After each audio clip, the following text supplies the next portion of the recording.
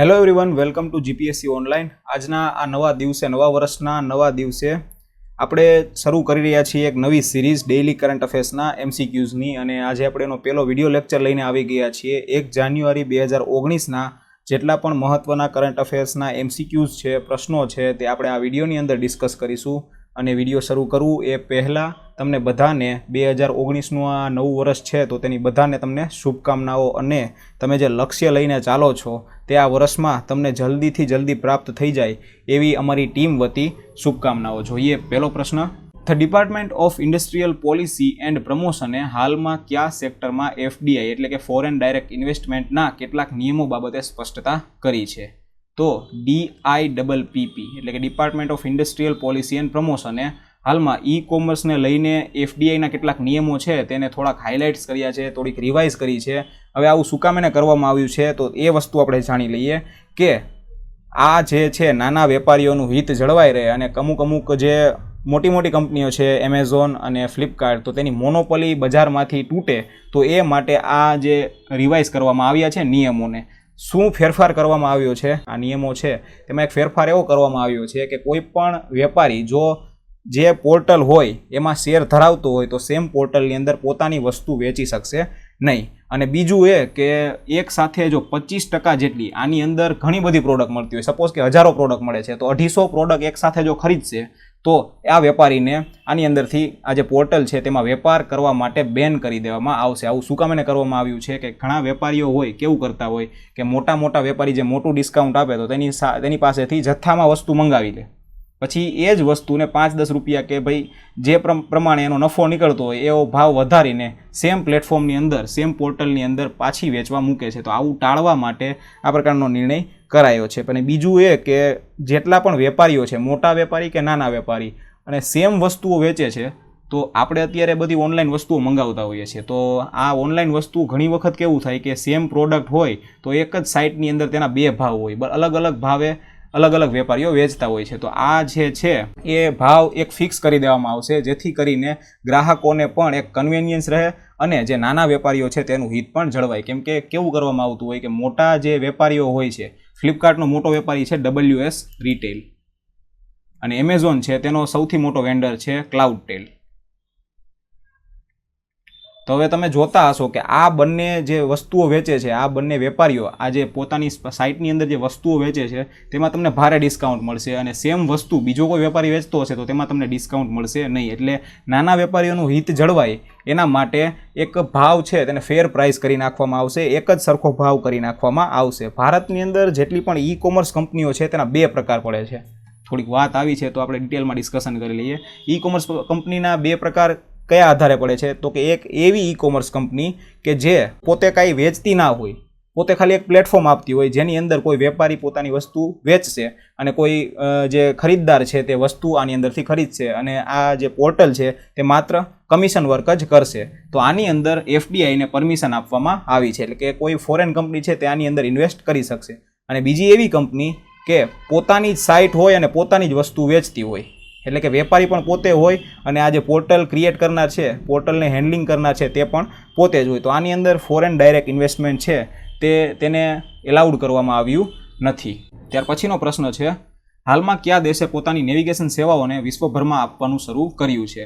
તો ચાઇનાએ પોતાની નેવિગેશન સેવાઓ છે તે વિશ્વભરમાં આપવાનું શરૂ કર્યું છે અને ચાઇનાની જે નેવિગેશન સિસ્ટમ છે તેનું નામ શું છે તો કે તેનું નામ છે બિદાઉ નેવિગેશન સિસ્ટમ। અને આ સેવા ખરીદનાર સૌપ્રથમ દેશ કોણ બન્યો છે તો કે પાકિસ્તાને હવેથી જીપીએસ નહીં વાપરે, અત્યાર સુધી જીપીએસ વાપરતું હતું, જીપીએસ એ અમેરિકાની નેવિગેશન સિસ્ટમ છે અને હવેથી આ જીપીએસ વાપરવાનું બંધ કરીને બિદાઉને વાપરવાનું શરૂ કરશે।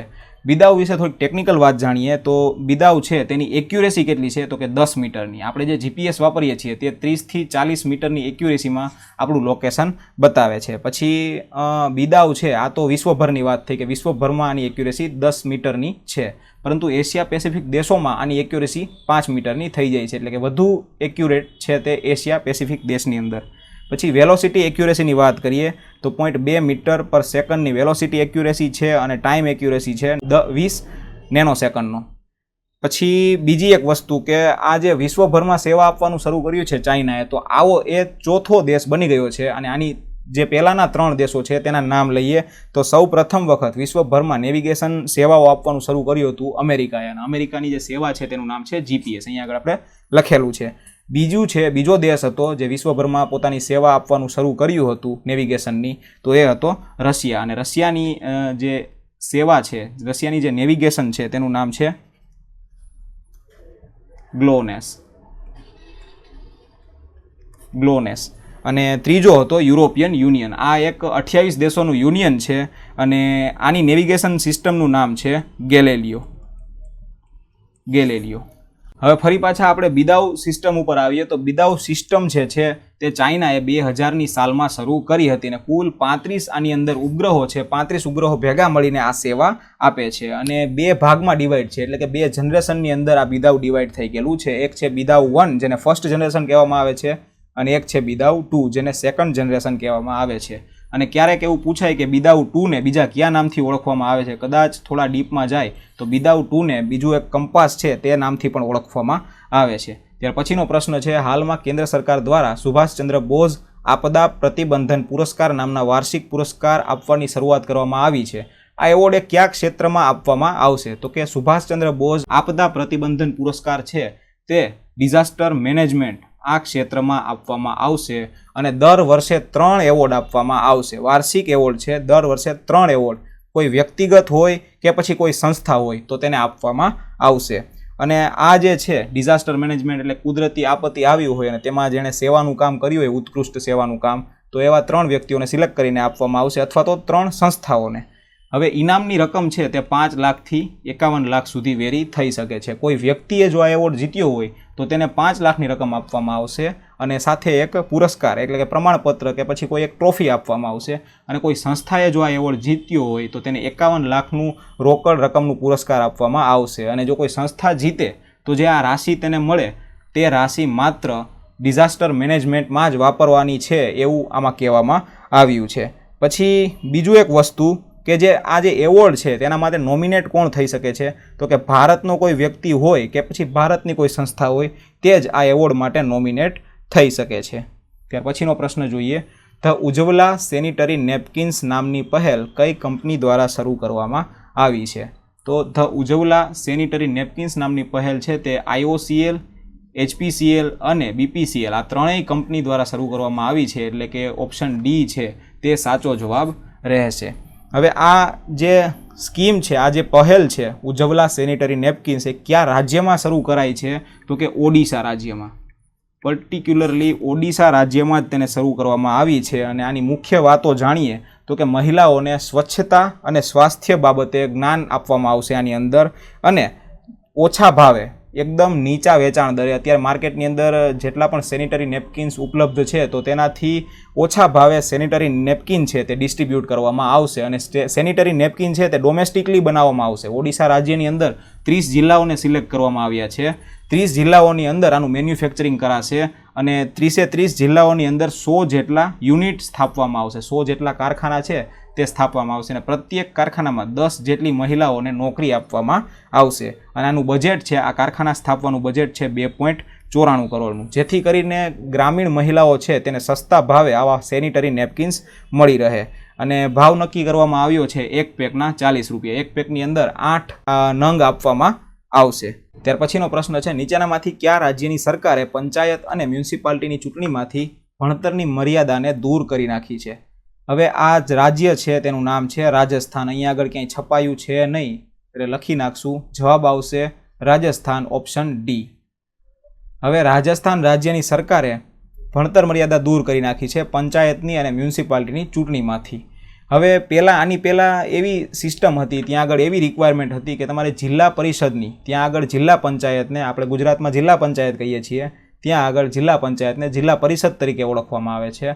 અને પહેલાં એવી રિક્વાયરમેન્ટ હતી કે કોઈ પણ વ્યક્તિ જો 10 પાસ હોય તો તે જ વ્યક્તિ છે તે જિલ્લા પરિષદની ચૂંટણી લડી શકતો હતો. અને સરપંચની ચૂંટણી લડવા માટે જનરલ કેટેગરી માટે જે ભણતરની લાયકાત હતી તે હતી 8 પાસ, અને SC/STની કેટેગરીનો કોઈ વ્યક્તિ હોય તો તેના માટે ભણતર લાયકાત હતી એ 6 પાસની હતી.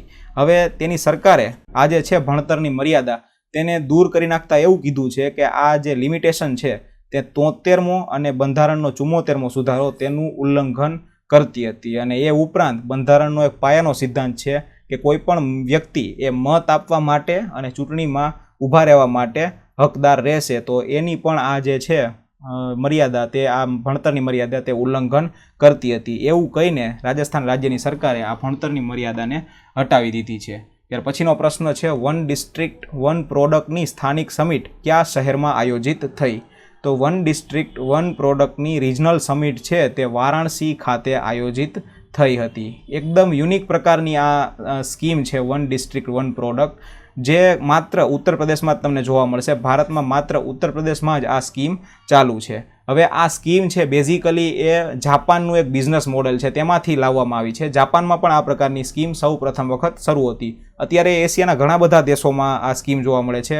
હવે આ સ્કીમ અંતર્ગત શું હોય છે તો કે પર્ટિક્યુલરલી જે કોઈ પણ જિલ્લાની અંદર, રાજ્યનો કોઈ પણ જિલ્લો હોય તો ત્યાં આગળ એક વસ્તુનું પ્રોડક્શન થતું હોય તો માત્ર એ જ વસ્તુના પ્રોડક્શન ઉપર ત્યાં ફોકસ કરવામાં આવે અને એ ધંધાને એકદમ વિકસાવવામાં આવતો હતો, જેથી કરીને આખા દેશની અંદર એ જગ્યા છે તે એ વસ્તુના પ્રોડક્શન માટે જાણીતી બને. હવે ઘણી યુપીની એવી જગ્યાઓ છે, એટલા ઘણા યુપીના જિલ્લા છે, 75 જેટલા જિલ્લાઓ છે તે વિવિધ પ્રકારની પ્રોડક્ટ માટે આખા દેશભરમાં જાણીતા છે. થોડાક સેમ્પલ લઈએ, 75ની આપણે ડિસ્કશન અહીંયા આગળ કરશું નહીં, પરંતુ સેમ્પલ લઈએ તો યુપીની અંદર એક આગ્રા આવેલું છે, બરાબર. તો એ આગ્રા છે તે ચામડાના પગરખા માટે જાણીતું છે. પછી વારાણસી છે, જ્યાં આગળ આ મિટિંગ યોજાઈ હતી, તો વારાણસી એ બનારસી સાડીના ઉત્પાદન માટે જાણીતું છે. અને મેરઠ આવેલું છે ત્યાં આગળ, તો તે રમતગમતના સાધનો બનાવવા માટે જાણીતું છે. તો આ એક પ્રકારની એવી યુનિક સ્કીમ છે જેની જે બેઠક છે સ્થાનિક સમિટ એ વારાણસી ખાતે મળી હતી. ત્યાર પછીનો પ્રશ્ન છે, વિશ્વની સૌથી મોટી વિજ્ઞાનની બેઠક ઇન્ડિયન સાયન્સ કોંગ્રેસ 2019ની થીમ શું હશે?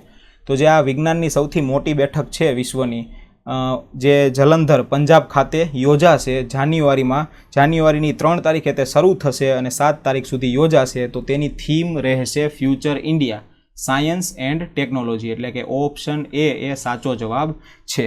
હવે આ જે બેઠક છે તેની અંદર એકદમ છેડાના માનવી સુધી વિજ્ઞાનને પહોંચાડવામાં આવે, વિજ્ઞાનની સેવાઓને પહોંચાડવામાં આવે, તો એ પ્રકારના પ્રયત્નો કરવા માટેની ફોરમનું આયોજન કરવામાં આવશે. આ જે બેઠક છે તે સૌ પ્રથમ વખત ક્યારે મળી હતી? તો કે 1914માં કલકત્તા ખાતે આ સૌ પ્રથમ વખત બેઠક મળી હતી. અને અત્યારે જે 2019માં આ બેઠક મળશે તે ક્યાં મળશે? તો કે પંજાબના જલંધર ખાતે. અને જેનું ઉદ્ઘાટન છે તે કોના દ્વારા થશે? તો કે આપણા જે પ્રધાનમંત્રી છે નરેન્દ્રભાઈ મોદી, તેના દ્વારા આ બેઠકનું ઉદ્ઘાટન કરવામાં આવશે. ત્યાર પછીનો પ્રશ્ન છે, કયા રાજ્યમાં આધ્યાત્મિક વિભાગની સ્થાપના કરવામાં આવશે? તો મધ્યપ્રદેશ રાજ્યની અંદર આધ્યાત્મિક વિભાગની સ્થાપના કરવામાં આવશે. અત્યારે ઘણા બધા વિભાગો એવા છે કે જે સ્પિરિચ્યુઅલ ક્ષેત્રે કાર્ય કરે છે, જેમ કે ધાર્મિક ન્યાય એવં ધર્મસ્વ ડિપાર્ટમેન્ટ, પછી બીજું એક છે આનંદ વિભાગ, ત્રીજું છે રાજ્ય આનંદ સંસ્થાન, અને ચોથું છે મધ્યપ્રદેશ તીર્થમ એવં મેલા પ્રાધિકરણ. તો આ બધા ડિપાર્ટમેન્ટ છે તેને ભેગા કરીને એક આધ્યાત્મિક ડિપાર્ટમેન્ટની સ્થાપના કરી દેવામાં આવશે, એટલે કે સ્પિરિચ્યુઅલ ડિપાર્ટમેન્ટ છે તે મધ્યપ્રદેશ રાજ્યમાં સ્થપાશે.